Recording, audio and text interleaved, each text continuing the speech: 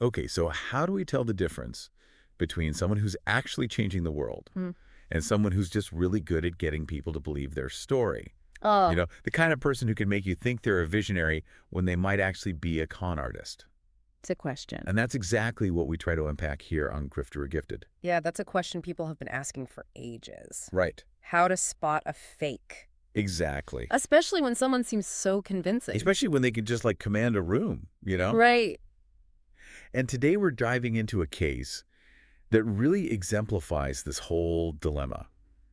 Robert Allen Stanford, Oh, yeah, he's a good one. the Texan financier Hmm. who built this whole Caribbean banking empire. Yeah, I mean, we're talking knighthoods, celebrity parties, he had it all. private island, the Yeah, the works. full 9 yards. But then, boom, it all comes crashing down. Yeah. A $7 billion Ponzi scheme. Huge. And he ends up with a 110-year prison sentence. It's a classic story, really, It really is. about the dangers of charisma. It makes you wonder how he managed to convince so many people Well, that's what's so interesting about it. for so long. Yeah, how can someone be so persuasive that even seasoned investors, people who should know better, Right.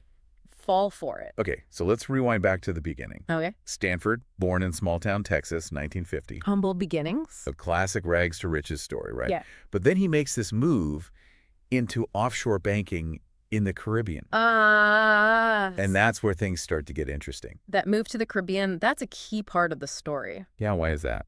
It gave him a way to operate outside of U.S. regulations. I see. So he's kind of And it created this sense of mystery. like he had access to something special. Exactly. Okay, so that's where Stanford International Bank comes in. Founded in 1986. Right, in Antigua. Right. And their big pitch, certificates of deposit with way higher returns than traditional banks. Much higher. Now, most people think of CDs as pretty safe, right? Yeah, they're generally considered a stable investment. But the promise of those higher returns, especially for people worried about market volatility, Especially those folks. that was a powerful draw. It was. It's almost like he tapped into this basic human desire, Yeah. the need to feel financially secure. Without the risks. Right. But how did he make it all seem so believable? That's where the image building comes in.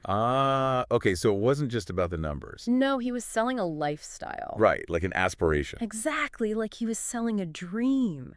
And that knighthood he got from Antigua. Oh, yeah. Talk about adding legitimacy. That really gave him credibility. So it wasn't just smoke and mirrors. No, it was a carefully constructed persona, He was really playing the part. and he was good at it. Lavish parties, Yeah. endorsements from celebrities. He knew how to create a buzz. It all contributed to this aura of success. Like he had figured it all out. Like he had the secret formula for wealth. Precisely. And it's important to note, Go on. it wasn't just about flashy displays of wealth.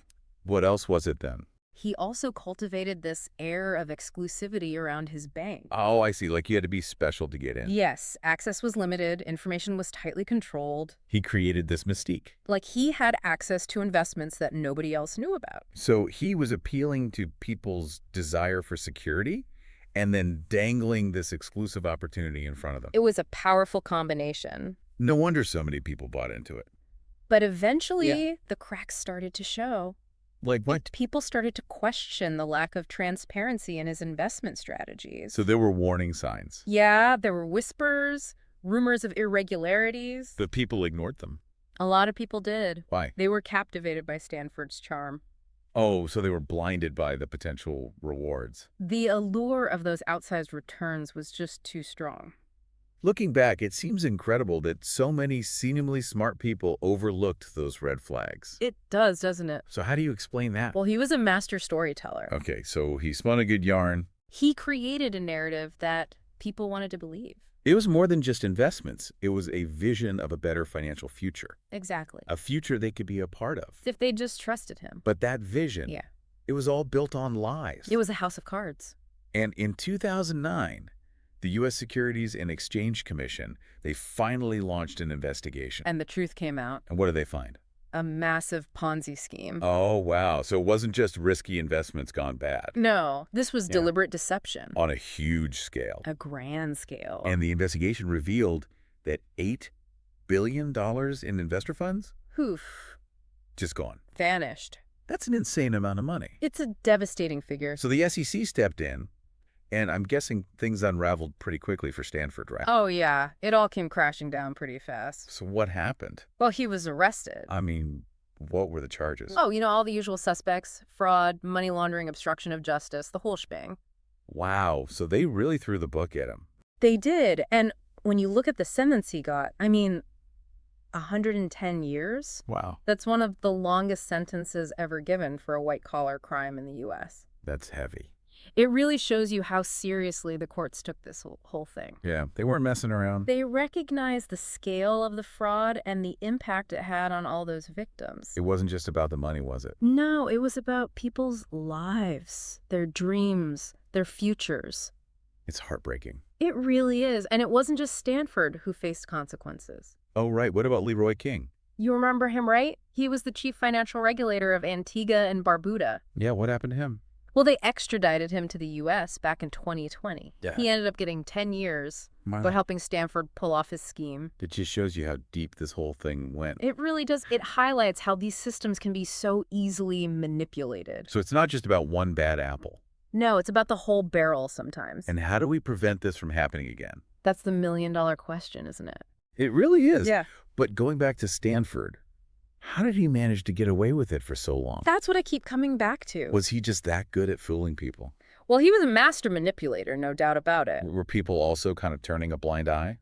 Maybe somewhere. The potential rewards were huge. It's like they were willing to overlook the warning signs. Because they wanted to believe in the dream. That's scary. It really highlights the power of greed. So it's a combination of factors. I think so. You've got Stanford's skill at deception. Right. The allure of his image. That larger-than-life persona. Exactly. And then you've got people's own psychological vulnerabilities. So he knew how to push the right buttons. He knew exactly what to say and how to say it. To get people to buy in. Get them to trust him. Okay, so back to our main question. Grifter or gifted? Yeah, where'd you land on that one? With Stanford. He built a successful business empire.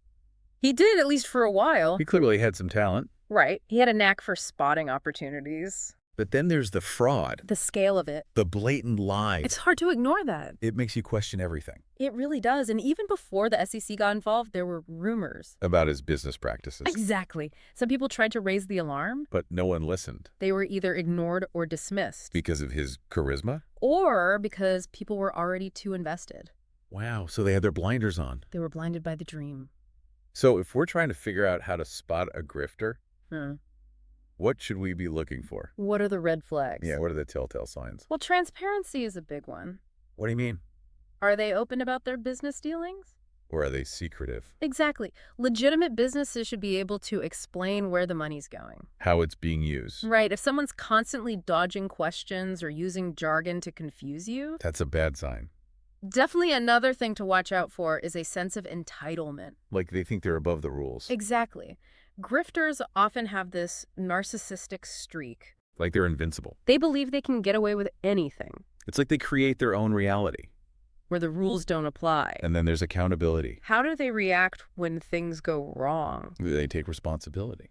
Or do they blame others? Try to play the victim. Exactly. Grifters are masters at deflecting blame. It's always someone else's fault. They'll do whatever it takes to protect their image. So it's all about image management. It's all a facade. And finally, what about their motivations? What's driving them? Are they trying to make a difference? Or are they just in it for themselves? The money, the power. Often grifters use their charisma to hide their true intentions.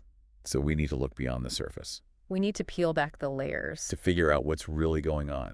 And it's not easy. No, it's not, but it's crucial if we want to avoid getting scammed. You've got to be smart. You've got to be skeptical. So as we wrap up our look at R. Allen Stanford, was he a visionary who lost his way or a con man from the start? It seems like a really tough question to answer. It is. There's no easy answer. Because sometimes that line between the two can be so blurry. Exactly. And I think that's what makes this whole grifter or gifted thing so fascinating. It really makes you think about human nature. It does. Like, how can someone be so brilliant and yet so deceptive? So in the case of Stanford, Yeah.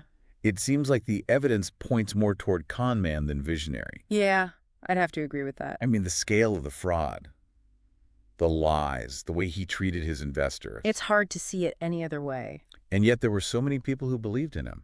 I know. It's hard to believe. They were drawn to his charisma. They wanted to believe in his promises. It just shows you how powerful hope can be. It can make us ignore the warning signs. It can make us believe things that aren't true. It can make us vulnerable. So what's the lesson here? What can we learn from Stanford's story? I think it's a reminder to always be skeptical, Especially when it comes to money. especially when someone is promising you something that sounds too good to be true. If it sounds too good to be true, It probably is. probably is. You got to trust your gut. You got to do your research. And don't be afraid to ask questions. Even if the person seems super successful and charming, Even if they've got all the right answers. because sometimes the most convincing people are the ones you need to watch out for the most. That's a good point. A really good point. So to wrap up our deep dive into R. Allen Stanford, we leave you with this question. Okay. How can you tell the difference between a true visionary and a master manipulator? It's the ultimate question, isn't it? It really is, and there may not be a simple answer. No, there's no magic formula. But by being aware of the warning signs, By staying informed. by asking questions, And by trusting our instincts. we can all learn to protect ourselves. From the grifters of the world. So that's it for our deep dive this week. We hope you found it informative and thought-provoking, and we'll see you next time for another look at the fascinating and often perplexing world of grifter or gifted.